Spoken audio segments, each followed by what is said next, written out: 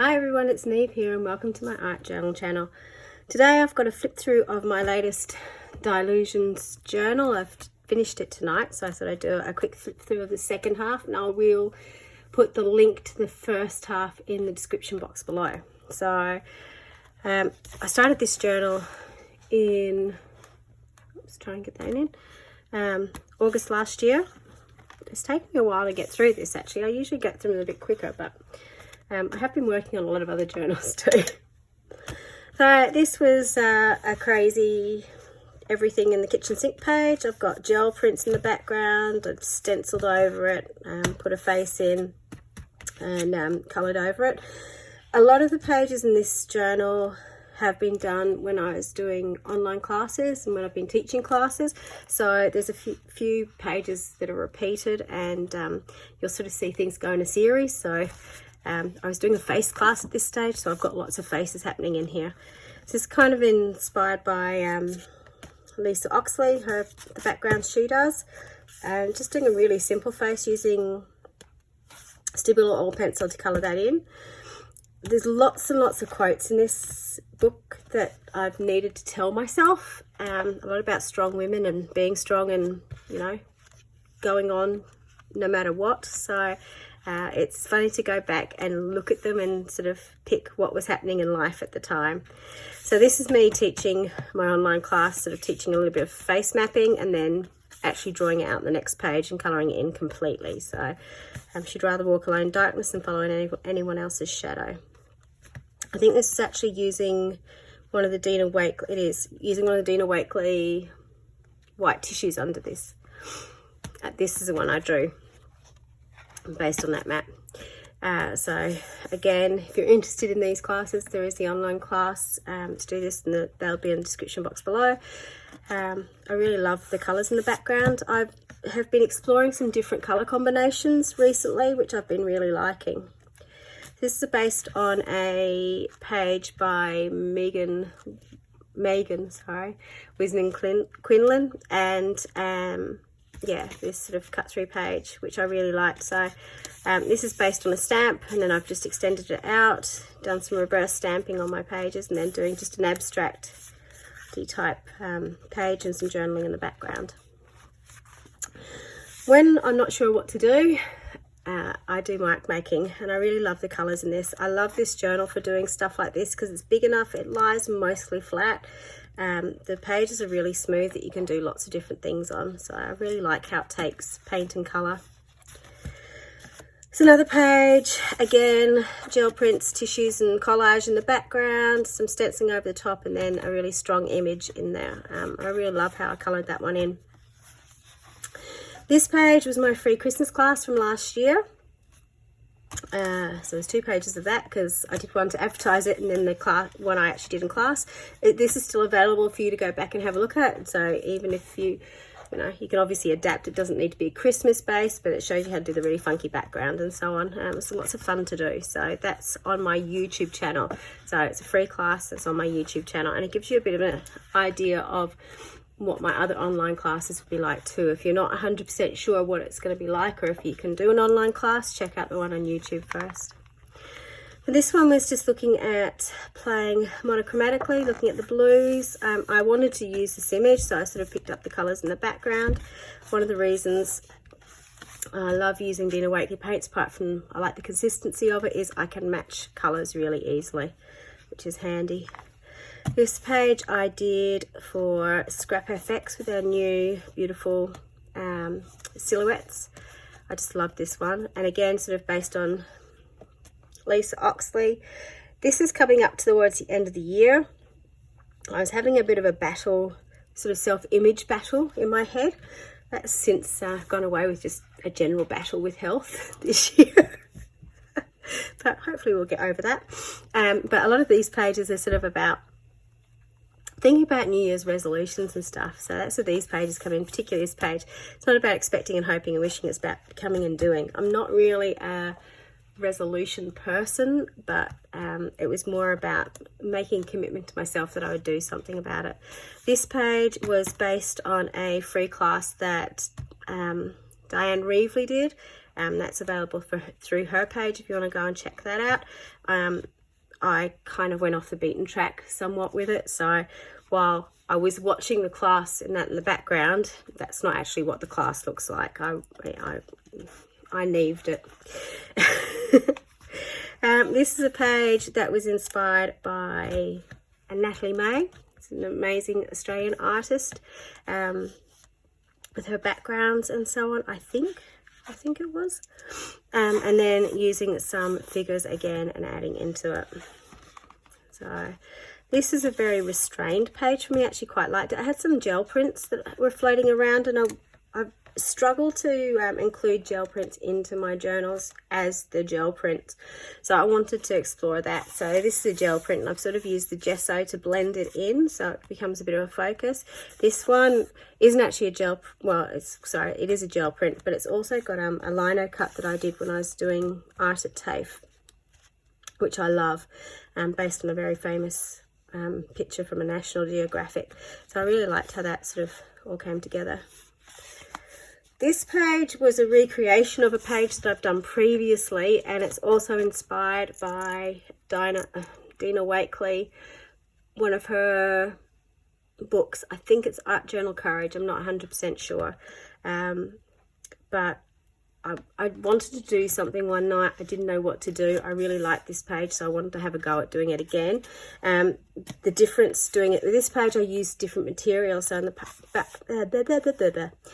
past, I used acrylic paints. I decided I'd try doing it with gloss sprays this time, which I really liked the effect because you sort of got that splashery effect. This journal sat dormant then for nearly 4 months until my cast came off my wrist and I could start using it again. And this is one of my first attempts at stenciling. So I had a whole heap of paints when I was cleaning up my studio.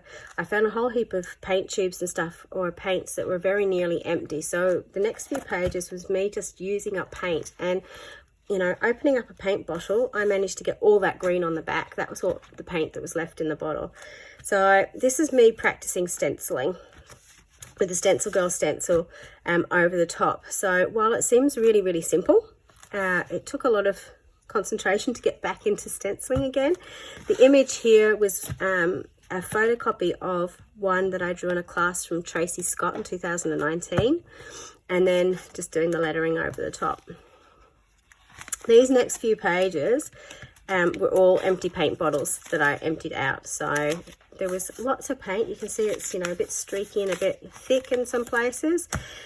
Again, this is me. I had all these pages. I didn't really know what to do with them, but I wanted to condition my hand again to getting used to doing things. So I did some lace cut pages.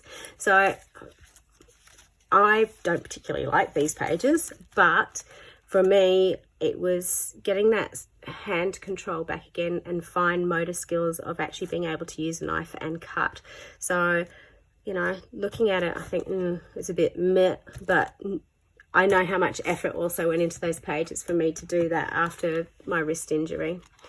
This page I really love. This is using the new Dina Wakley Pensive Lady stencil in a different way, which is inspired by Incurable Sarah on Instagram. I just really love the black and white with the blue underneath. I loved it, and the quote really spoke to me as well. I have been having issues, not having issues, but mental health has been a huge focus for me in the last few months. And when I get like that, I tend to do a lot of quotes. So, you know, life is really black and white. My mouth doesn't say it, my face will, because there's been a few things recently that my face has been screwed up in all sorts of different ways, and that's what's been looking at. Been doing lots of magazine collage, which I do really love. The same technique as this page with a different Dina Wakley stencil. This is a really old one.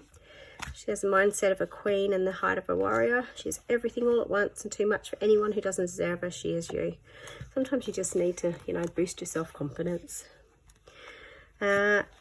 This page was done after I taught a collage class So I had a whole heap of backgrounds, and you know, once you sort of get the backgrounds and you're doing it, you keep doing it.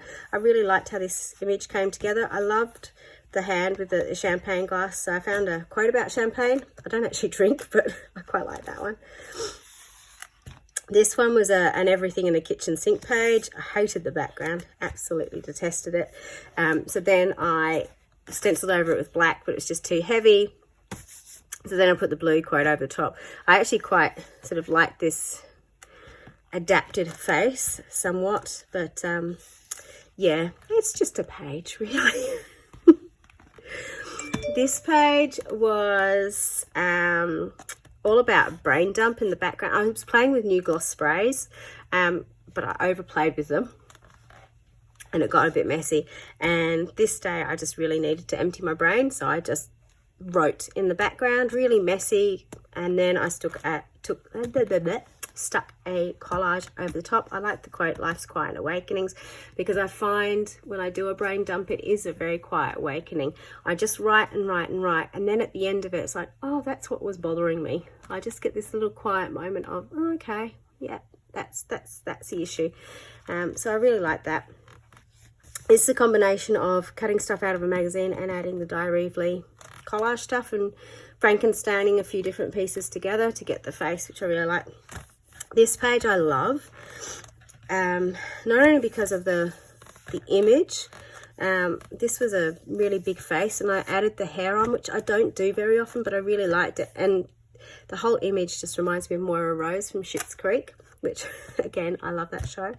But I also love the quote. Just because I carry it well doesn't mean it's not heavy, and I think that's so important for so many of us. Excuse me. You know, the whole thing, be kind, but you don't know what other people are going through, and you don't know what other people are carrying. And the big wake-up call for me writing this was, I know what I carry and how heavy it is for me, and how much I conceal it from other people, so it's not a burden on them.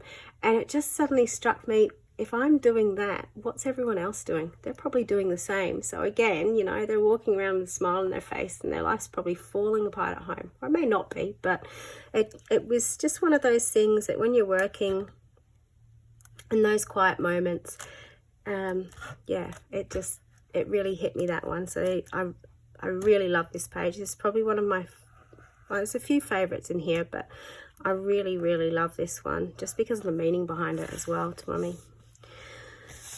The last two pages, again, I just needed to empty my mind. My mind's been very busy recently with lots of stuff going through it. And one of the things I do when I want to empty my mind is just paint and make marks. These are two really quick pages.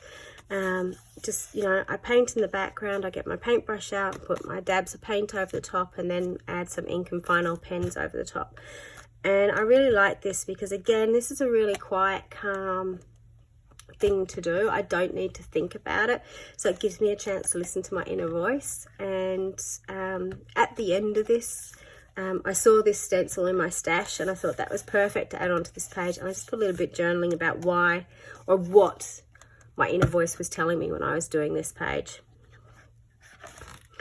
This final one, I like at the end of my journals to create a piece that inspires me to jump into my next piece. And I suppose this journal in particular is a really, really colourful journal, and I love creating colourful chaos. In this journal, I have got a whole heap of those magazine collages. You know, the whole start of it is all really colourful. I've got lots. This is a particularly colourful journal, so I just loved that this was the way I chose to end it, create colourful chaos in it. And again, I really like the mic making the sort of bright neon over the top of them. So that's my large dylusions journal. If you're interested in seeing the rest of it, check out the links below for the first flip through of this journal, and keep checking out my channel to see a lot of these pages are coming up still in the future. So they're all being filmed, they'll all be coming up, and you can see the start of my new journal. So until next time, bye. Bye for now.